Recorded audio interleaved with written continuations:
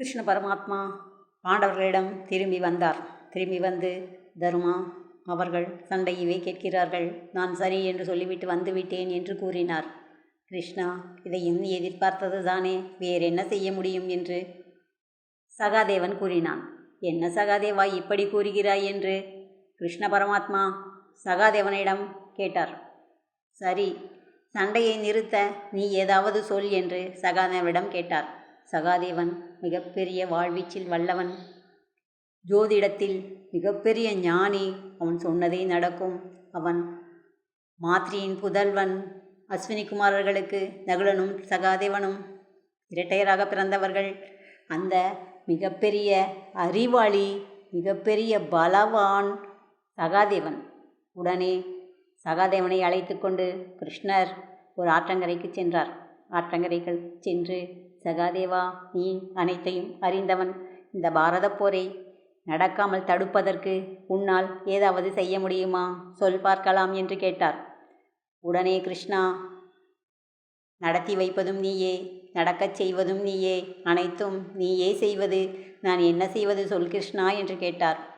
சகாதேவா, உனக்கு தெரியும் எல்லாம், நீ சொல் என்று கேட்டார். உனக்கு எல்லாம் தெரிந்தும் நீ ஏன் மௌனமாக இருக்கின்றாய் என்று சகாதேவனை கேட்கவும் சகாதேவன் கூறினார். கிருஷ்ணா, பாரத போர் நடக்காமல் இருக்க இதை செய்தால் போர் நடக்காமல் இருக்கும், சொல்லுகிறேன் கேள் என்று கூறினார். உடனே கிருஷ்ணர், சொல் சகாதேவா என்றதும் சகாதேவர் சொன்னார். கர்ணனை ராஜாவாக்கி கர்ணனின் அன்பால் அர்ஜுனனை கொன்றுவிட்டு பீமனை கொண்டு போய் பாதாள சிறையில் அடைத்து அவன் கை கால்களை பெரிய இரும்பு சங்கலையால் கட்டி போட்டுவிட வேண்டும். பிறகு திரௌபதியிடம் வந்து திரௌபதியின் தலையை மொட்டையடித்து உன்னுடைய கை காலை கட்டி உன்னையும் பாதாள சிறையில் போட்டுவிட்டால் பாரத போர் நடக்காமல் தடுக்கலாம் என்று கூறினான். அனைத்தையும் தெரிந்திருக்கின்றானே சகாதேவன் என்று கிருஷ்ணர் ஆச்சரியப்பட்டு போனார். பிறகு போருக்கு ஆயத்தமானார்கள் பஞ்சபாண்டவர்களும் கௌரவர்களும். அவர்களுடைய அபிமானிகளை தேடி பிடிக்க ஆரம்பித்தார்கள். நகுல சகாதேவர்களின் தாய்மாமன் சல்லியன் இதை கேள்விப்பட்டு பாண்டவர்களை பார்ப்பதற்காக புறப்பட்டு வந்து கொண்டிருக்கும் பொழுது வரும் வழியில் கூடாரம் அடித்து துரியோதனனுடைய படைகள் தங்கியிருந்தார்கள். சல்லியனை பார்த்தவுடன் ராஜ உபச்சாரம் செய்தார்கள். அந்த உபச்சாரத்தை பார்த்து பாண்டவர்கள் தான் செய்கிறார்கள் என்று அந்த உபச்சாரத்தை ஏற்றுக்கொண்டு அங்கே அமைதியாக தங்கியிருந்தான் சல்லிய மகாராஜா. அங்கு ஓய்வெடுத்து கொண்டிருக்கும் பொழுது துரியோதனன் வந்து சேர்ந்தான். அடடா, நாம் துரியோதனின் உபச்சாரத்தை தான் பெற்றுக்கொண்டிட்டேமா, இப்பொழுது என்ன செய்வது என்று தெரியாமல் சல்லியன் முழிக்கவே, மாமா, நீங்கள் வரவேண்டும் எங்களுடன் என்று அழைத்து கொண்டு சென்று விட்டான். இத்தனை நாள் அவனுடைய உபச்சாரத்தில் இருந்துவிட்டு நாம் எப்படி அவனை எதிர்த்து போரிடுவது என்று ஒரு சின்ன நன்றி கடனுக்காக தன்னுடைய தங்கை மக்களை எதிர்த்து போரிட சல்லியன் துரியோதனுடன் சென்று விட்டான். கிருஷ்ணரின் அண்ணா பலராமர் தங்கையைத்தான் அர்ஜுனன் மணந்திருந்தான், சுமித்திரையை. பலராமர் துரியோதனனுக்கு கதா யுத்தம் சொல்லிக் கொடுத்தவர். துரியோதனன் பலராமனை தன் குருவாக நினைத்தான். துரியோதனன் உடனே பலராமனிடம் சென்று பலராமனின் அபிமானத்தை பெற்று பலராமரையும் தன்வசம் இழுத்து கொண்டான். கிருஷ்ணரிடம் சென்றான் உதவி கேட்க. கிருஷ்ணர் தூங்கிக் கொண்டிருந்தார். துரியோதனன் மகாராஜா, காலடியில் அமரமாட்டான், தலையடியில் போய் அமர்ந்தான்.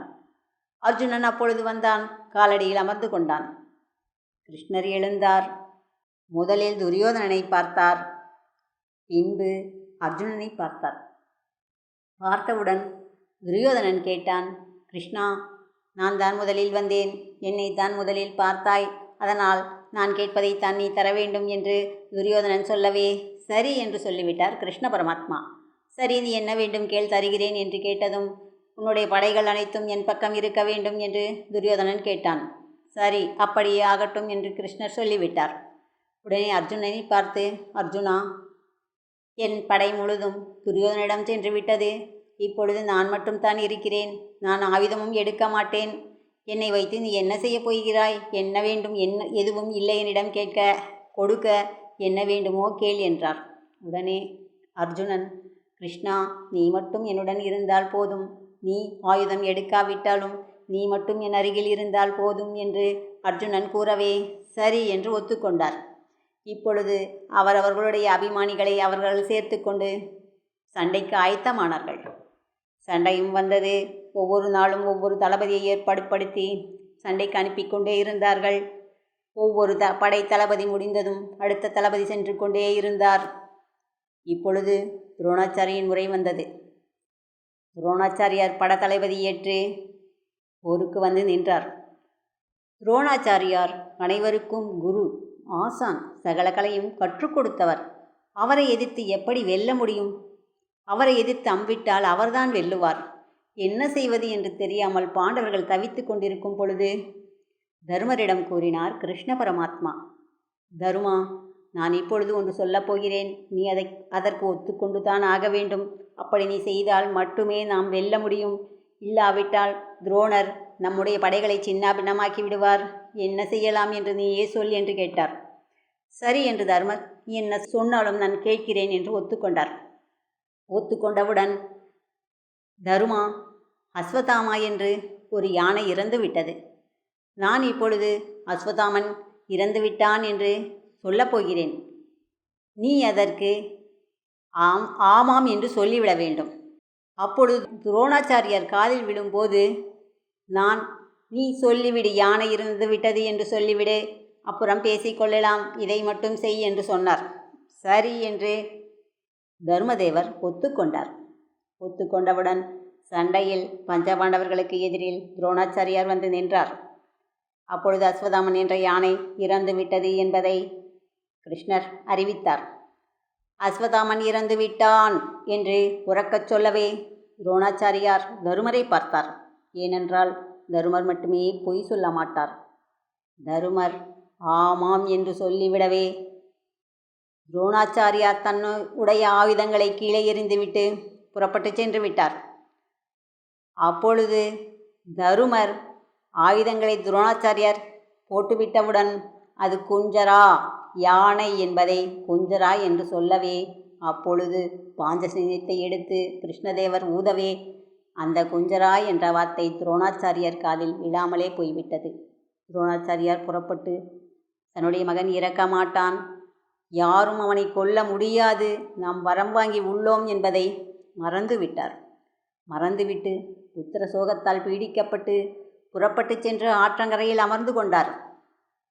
தன் மகனை இறந்து விட்டான். தன்னுடைய மகனை எவ்வளவு ஆசையாக வளர்த்தேன், எவ்வளவு புகழ் பெறுவான் என்று எண்ணி இருந்தேன். அத்தனை புகழும் இல்லாமல் அவன் வீணாக மாண்டு விட்டானே என்று எண்ணி ஆற்றங்கரையில் போய் அப்படியே அமர்ந்து நாம் உயிர் தியாகம் செய்ய வேண்டியதான், வேறு வழியில்லையே என்று போய் ஆற்றங்கரையில் அமர்ந்து தியானம் செய்ய ஆரம்பித்தார். அஸ்வத்தாமன் செய்த வேலையை பாருங்கள். அஸ்வத்தாமன் இளம் பஞ்சபாண்டவர்களை கொன்று விட்டான். கொன்றவுடன் அர்ஜுனன் இளம் பஞ்சபாண்டவர்களை கொன்ற அஸ்வத்தாமனை சூரியன் மறையும் முன்னால் கொல்லுவேன் என்று சபதமிட்டான். சபதமிட்டவுடன் திஷ்டதுய்மனும் அங்கிருந்தான். இப்பொழுது அஸ்வத்தாமனை சூரியன் மறைவதற்குள் கொல்ல வேண்டும். அஸ்வத்தாமன் இறந்து விட்டான் என்று துரோணாச்சாரியார் ஆற்றங்கரையில் தவம் செய்ய போய்விட்டார். கிருஷ்ணனின் சூழ்ச்சியை பாருங்கள். என்ன வேலை செய்தான் கிருஷ்ணன் என்றால், சூரியன் மறைவதற்குள் அஸ்வத்தாமனை கொல்ல வேண்டும். ஆனால் அஸ்வத்தாமனோ மறைந்து கொண்டான். அஸ்வத்தாமனை எங்கு தேடியும் கண்டுபிடிக்கவில்லை. யாராலும் கண்டுபிடிக்கவே முடியவில்லை. என்ன செய்தார் என்றால், கிருஷ்ண பரமாத்மா சூரியனை ஒரு நிமிடம் தன்னுடைய சாதுரியத்தால், மாயசக்தியால் சூரியனை ஒரு நிமிடம் மறைத்தார். ஒளிந்து கொண்டிருந்த அஸ்வத்தாமன், ஆகா, சூரியன் மறைந்து விட்டான், சூரியன் மறைவதற்குள்ளாகத்தானே அர்ஜுனன் நம்மை கொல்லுவான், சூரியன் மறைந்து நாம் வெளிப்பட்டால் அவன் கொல்ல மாட்டான், அவன் வாக்கை காப்பவன் என்று எண்ணி வெளிப்பட்டு வெளியே வந்து விட்டான். வெளியே வந்தவுடன் கிருஷ்ண பரமாத்மா சூரியனை தன் மாயையால் மறைத்திருந்ததை விலக்கி சூரியன் வெளிப்பட செய்தார். உடனே அர்ஜுனன், திஷ்டதுய்மன் இருவரும் சேர்ந்து அம்பை விட்டு அஸ்வத்தாமனை கொல்ல ஆயத்தமானார்கள். இதற்கு முன்னால் கிருஷ்ணர் செய்த வேலை, அங்கு போய் ஆற்றங்கரையில் இருக்கையிலும் நீரை எடுத்துக்கொண்டு தியானம் செய்து கொண்டிருந்தார் துரோணாச்சாரியார். கிருஷ்ணர் காலையிலிருந்து இங்கும் வேலை செய்து கொண்டிருந்து துரோணாச்சாரியிடனும் போய் ஒரு கல்லை சிறு சிறு கல்லை பொறுக்கி துரோணாச்சாரியின் கையில் போட்டு கொண்டிருந்தார்.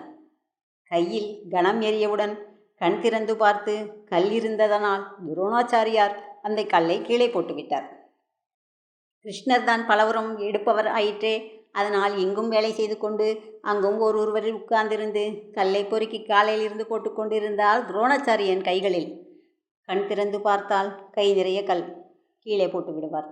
மீண்டும் கல் பொறுக்கி போட கை கனமானவுடன் மீண்டும் கல் கீழே போட்டு விடுவார். இப்படியே காலையில் இருந்து நடந்து கொண்டிருந்தது. இப்பொழுது சூரியன் மறைந்து போகும் நேரம் வந்துவிட்டது. அர்ஜுனன் அம்பே இது அஸ்வதாமன் தலையை வெட்ட அந்த தலையை அப்படியே திஷ்டதுய்மன் செலுத்தி கொண்டு வந்து துரோணாச்சாரியின் கையில் விழ வைத்தான்.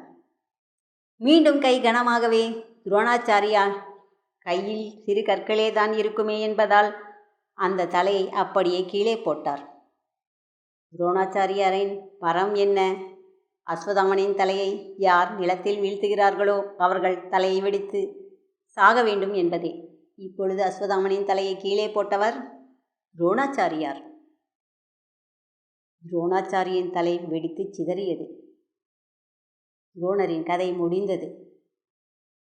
அர்ஜுனன் தன்னுடைய ஆசானை எதிர்த்து எப்படி போரிட்டு கொள்ள முடியும் என்று மிகவும் வருத்தப்பட்டு கொண்டிருக்கும் பொழுது அஸ்வதாமன் செத்துவிட்டான் என்று ஒரு கதையை கிளப்பி அஸ்வதாமனை கொன்று துரோணாச்சாரியாரை ஆற்றங்கரையில் அமர வைத்து நீரை மொண்டு தியானம் செய்ய வைத்து அவர் கையில் கொண்டு போய் அஸ்வதாமனின் தலையை போட்டு அவரே தலையை கீழே போட்டு துரோணாச்சாரியார் தலை வெடித்து சிதறி சாகுவதற்கு கிருஷ்ணர்தான் காரணம். துரோணாச்சாரியார் உயிருடன் இருந்தால் பாண்டவர்களுக்கு வெற்றி கிடையாது. அனைவரையும் துவம்சம் செய்து விடுவார் துரோணாச்சாரியார். அதன் பிறகு பாண்டவர்கள் எப்படி வெல்ல முடியும்? அதற்காக இத்தனை வேலை செய்து கிருஷ்ண பரமாத்மா துரோணாச்சாரியாரை வீழ்த்தினார். துரோணாச்சாரியார் இறந்துவிட்டார். துரோணாச்சாரியாரின் சரித்திரம் இன்னமும் நம்முடைய நாட்டில் இந்திய அரசாங்கத்தில் இன்னமும் நீடித்து கொண்டுத்தான் இருக்கிறது. அப்பேற்பட்ட ஆசானை இன்னமும் நாம் கொண்டாடி கொண்டிருக்கிறோம். துரோணாச்சாரியார் வாழ்க! துரோணாச்சாரியாரின் கதை முடிந்தது. வணக்கம்.